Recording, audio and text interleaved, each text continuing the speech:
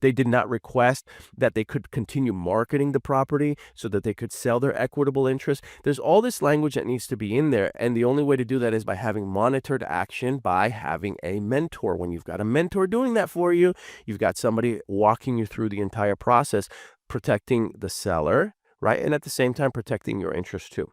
So you need reasonable action, right? And in the beginning, that reasonable action is lead generation.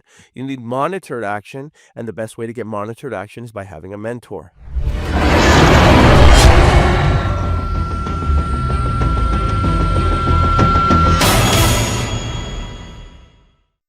Now let's talk about, can you get a deal in your first 7 days? Is that even possible? And I created that image, that AI generated image of an investor winning the lottery, right? Because really, that's pretty much winning the lottery. If you're brand spanking new and you're just getting started as a real estate investor, as a real estate wholesaler, and then you get involved and you get a deal under contract in your first 7 days, that's like winning the wholesale lottery, right? That's exactly what that is. And so we're going to talk a little bit about that right now. Let's talk about the lottery again. You are statistically not likely to win the lottery, right? You know that. Everybody knows that. Statistically, you're not going to win the lottery. And yet people play all the time. They still play the lottery. They know they're probably not going to win, but there's always that chance. And so they participate. You are statistically not likely to get a deal under contract in 7 days. But people still wholesale. People still get involved in what we're doing, even though statistically speaking, you're probably not going to get a deal in your first 7 days. Does that mean that it's impossible, that it'll never happen? No, there are plenty of people where it does happen, and we're going to talk about how to increase the odds in your favor. But is it statistically not likely? Yes, that's pretty accurate. Now, how do these people get their first deal in 7 days if they're doing it, right? Because you hear the success stories. You hear people talking about it. You hear people posting about it. I got a deal under contract in my first 7 days of doing this business, never looked back. And you see people sharing these success stories, and that's fine. Just like people share success stories of other people hitting the lottery. When someone hits the lottery, you see them talking about it. When you see someone winning $1 billion lottery, there are articles all over the place. Everybody's talking about it. Everybody is showcasing it. Everybody has pictures of the winner. They're all over the place, right? You have all these press releases. So how do these people in our business win that 7-day lottery of getting a deal under contract in the first 7 days? Well, I'm going to give you a hint. Number one, a lot of them are brand new, so they tend to make offers that are a little too high. I didn't say that them getting a deal under contract in the first 7 days is going to actually close. All I said was they got a deal under contract in the first 7 days. So one of the big mistakes that I see a lot of new people make is they come in way too high. Listen, let's be real. It's easy to get a deal under contract, okay? FYI, just so you know. You can go onto Zillow right now. You can see a property that's up for sale.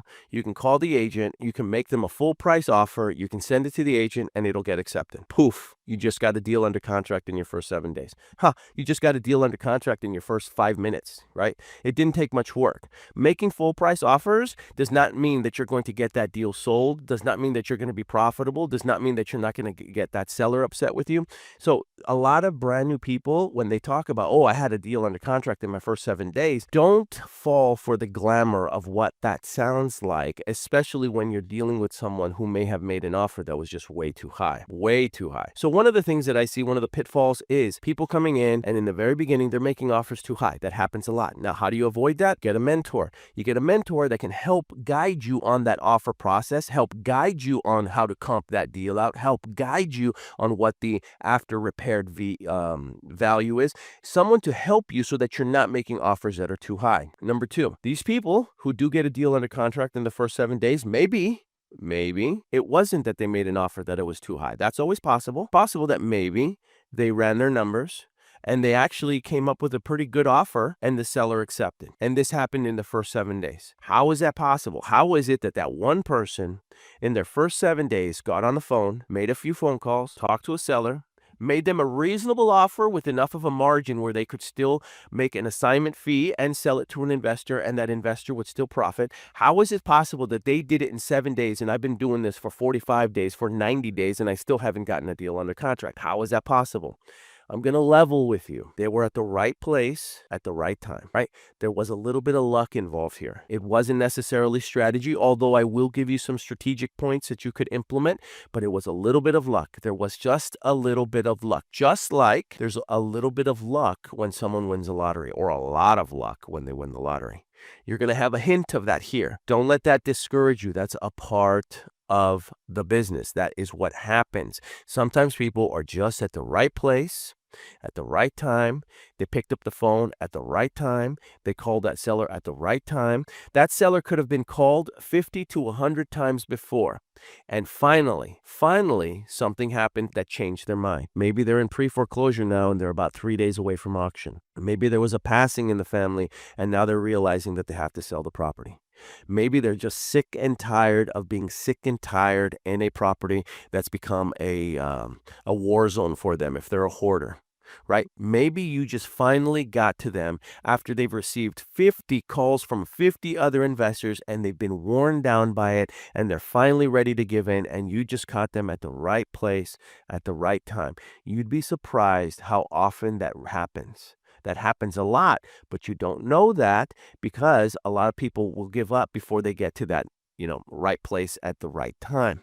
Just like those people who play the lottery and win the lottery, just like those people, there's plenty of them that are like, I wasn't even sure if I was going to pay for this ticket. I wasn't even going to play tonight. And I just decided, one more time. Why not? Why not give it a shot? And then they end up winning. It's the same concept here.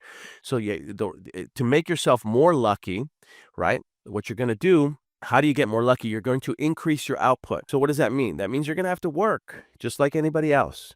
You're going to have to put in the effort. And the best way to put in the effort is to develop some type of a schedule, honor that schedule, and make sure that you commit to that schedule. A couple of days ago, we did a whole training on motivation and how really motivation is not the determining factor to your success.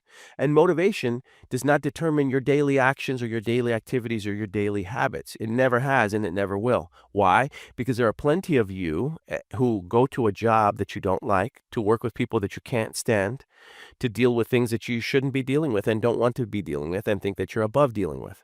But you do it out of habit, right? Not because you're doing it out of motivation. So you're going to have to increase the output in order to make yourself luckier, right? It's that famous quote by Henry Ford.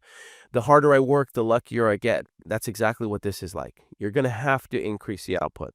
You should find a mentor. I talked a lot about a mentor, but a lot of people don't realize how important having a mentor is and teaching you how to build this business. It's going to save you a lot of time. Look, you can make more money. You can't make more time. And for the people that have limited time, right, as a resource, for the people that have other occupations, other jobs, 9 to 5s, and then you've got your 5 to 9s, and then you've got your 6 to 10s, and then you've got your 10 to 6 a.m.s, like whatever you've got going on right now, right, if time is of a limited resource, then you definitely need a mentor to help guide you on what it is that you need to do. So find yourself a mentor. Immerse yourself in this information, right? That means you have to learn this information. You have to study this information. Have a little bit more respect for the profession, right? And maybe the profession will respect you back.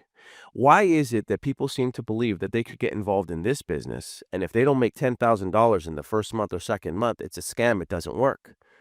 Right? But yet people will pay for educations $30, $40, $50, $60,000 a year, right, for post-high school education, $100,000 to $250,000 a year for postgraduate education, right, so that they can go out and start a career in a profession that can command multiple six figures. Why is that? But in this business, right, it really doesn't cost that much to get started. The tools and the requirements to get started, even if it is in a state where you need to get licensed, aren't very much. Couldn't be more than a couple $1,000s to do it. And then after 1 or 2 months, they're saying this doesn't work. It boggles my mind. So you're going to have to immerse yourself in this information. You're going to have to become a student of this business, right? That means that you're going to want to watch the videos. You're going to want to read the books. You're going to want to listen to Audible. You want to go to masterminds. You're going to want to go to seminars. You're going to want to go to seminars. These are the things that you're going to want to do. Immerse yourself in the information. Okay, become a student of it and respect it enough, and then you're going to want to take action. So don't become a student of the business so much that you don't ever take action, right? There's only so many books you can read on swimming before you got to jump in the pool. There's only so many books you can read on driving before you got to get behind the steering wheel of a car. There's only so many books on Kama Sutra. Sorry, I don't know where I was going with that. Anyway, you got to take action. Okay, take action. How can I get a deal in my first 7 days? A better question is, how quickly can you learn what you need to learn so that you can get a deal in your first 7 days? Instead of asking yourself, so what do I got to do to get a deal in my first 7 days? Well, what do you have to learn in order to get a deal in your first 7 days? That's a more appropriate question, because like I said, you can get a deal in 7 days. It's not that hard. You can go make an overpriced offer on any property that's on the MLS right now, and you've automatically got it under contract. But what good is that going to do for you? Nothing. So let's focus more on you learning the skills that you need to learn in order for you to be successful in this business. That's more important. People focus more on getting their first deal than they focus on becoming better at this business. That is something that I see a lot. So a lot of people tend to focus on, I got to get that first deal. I got to get that first deal. I got to get that first deal. And that is what they become consumed by, as opposed to, hey, maybe what you should be working on in order to get that first deal is mastering your scripts, mastering your language, doing some role playing, learning what to say so that when you do come across a seller that is open to hearing what it is that you have to offer, you know exactly how to structure your offer, how to structure the deal, how to structure what you're doing so that way you can find the right end buyer and have the right exit strategy. These are all the things that you need to be working on, as opposed to focusing so much on, I just got to get that deal. I got to get that deal. I got to get that deal. Let's shift your goal to now learning what you need to learn so that when you do get that deal, you know what to do with it after. And you become better at this business by taking reasonable action and monitored action. So what's reasonable action? Well, reasonable action in the very beginning is really just you doing lead generation. So for those of you who are brand new, you haven't closed the deal yet, or you're thinking about getting involved in what it is that we do, your first and primary goal should be mastering lead generation. And I say that a lot. The reason you want to master lead generation is because if you start mastering all of the other skills, including contracts, negotiations, exit strategies, negotiation with buyers, working with title companies, working with closing companies, all of that stuff, while it's important, it's not going to be anywhere near as valuable as lead generation is. Because if you become a lead generation machine, if you learn how to generate your own leads, right, everything else will fall into place. You don't need to know contracts if you don't have any leads or you don't have any sellers, right? If you don't have any sellers, what good does it do you if you know the whole contract like the Gettysburg Address? It doesn't make a difference. Really, it's irrelevant, because you don't have any leads or any sellers that are willing to work with you anyway. So your first and foremost primary skill should be lead generation, learning how to acquire leads. And we're going to talk about a little bit on how to do that. So take reasonable action, right? And your first step towards that reasonable action is lead generation when you're just getting started. Now, when I say monitored action, what we're talking about here is then graduating from lead generation into the actual contracts and the actual negotiations. And the best way to have monitored action is, again, guess what? You've heard me say it over and over again, but it's by having a mentor walk you through the entire process. I can't tell you the number of deals that I've seen across my table that have been presented to me by newer wholesalers, newer real estate investors, and they'll present it to me, and I'll look at it, and the price is off, the price is wrong, their comps are off, the contract's written wrong. They did a disservice to the seller, and they did a disservice to themselves with the wrong language in the contract. They didn't fully disclose what their intentions were. That's another challenge that a lot of new people have. They didn't fully explain to the seller that they were not the end buyer, that they're going to be looking for the end buyer, and they did not request reasonable access to the property. They did not request that they could continue marketing the property so that they could sell their equitable interest. There's all this language that needs to be in there, and the only way to do that is by having monitored action, by having a mentor. When you've got a mentor doing that for you, you've got somebody walking you through the entire process, protecting the seller, right? And at the same time, protecting your interest too. So you need reasonable action, right? And in the beginning, that reasonable action is lead generation. You need monitored action, and the best way to get monitored action is by having a mentor. In the beginning, we talked about this. 33% of all lottery winners end up bankrupt. Why is that? I said it at the beginning. The reason that I believe that most of them end up bankrupt, the number one, is because they're the same person. So all of a sudden, they give them $2 million. They were the same person they were yesterday. Now they just have a lot of money to go with it. So if they have the same bad financial habits, those habits don't necessarily change from one day to the next, and they bring those bad financial habits to that new bank account that has $2 million in it. And guess what they do? A lot of them end up squandering it. Okay. And not necessarily squandering it. Listen, I've read some of the stories where they're going out there and they're taking care of family members and they're taking care of friends and they're treating people that they didn't get to treat before and they're taking care of the people that took care of them at one point. But it's not good financial decisions. They're just not making good financial decisions. So that's why 33% of them all end up bankrupt. Another reason that they end up bankrupt is because very few people, it's the same, it applies here too. Very few people who got a deal under contract in 7 days or less actually stick around. Why? Because when you get a deal under contract in 7 days, when you close a deal in 15 days, when you close a deal in your first month, what tends to happen is you believe that it's going to be that easy moving forward and that it'll always be that easy. And so after your second month of not getting a deal immediately, or your third month of not getting a deal immediately, the same way you got it the first time, you start to think that the business doesn't work, right? And then you start to think that it's just you got lucky. And that's true. Right? Maybe you did get lucky. But for the people that get a deal in their first, month and they close it, a lot of those people don't end up sticking around because what happens is then they're slapped with reality that this is going to take effort. This is going to take work, just like any other business or any other endeavor. Whereas you could have someone. And if you look at the big influencers, the veterans, the big boys and girls who are succeeding in this business, you know them, I know them, you see them on YouTube, you see them on TikTok, you see them all over the place. The difference between them is that a lot of them didn't have success in that first 30 days or 40 days or 60 days or 90 days. It took them a little bit longer for them to have success. So they respected the business. They respected the profession. They respected the game. And so when they hit that wall again, it wasn't a shock to them because they were hitting walls the entire process. Whereas somebody who just gets a deal under contract in the first 7 days or somebody that closed a deal in the first 30 days, they aren't hitting as many walls because they start, they got lucky and they start to think that the business is always going to be that lucky. It's always going to be that easy. And just like anything, it's not. Because if it was that easy, everybody would be making hundreds of thousands of dollars a month wholesaling real estate. And that's just simply not the case. All right, so let's talk about some of the things that you need to be doing in order to get your lead generation up so that you can get a deal in the next 7 to 14 days, even if you're brand new, okay? Number one, we all know about cold calling. Look, if you don't want to do the cold calling, no problem. Hire a virtual assistant to do the cold calling for you. Cold calling is still and will always be one of the most effective forms of lead generation. Okay, we're not going to dispute that, and you're not going to win that dispute with me.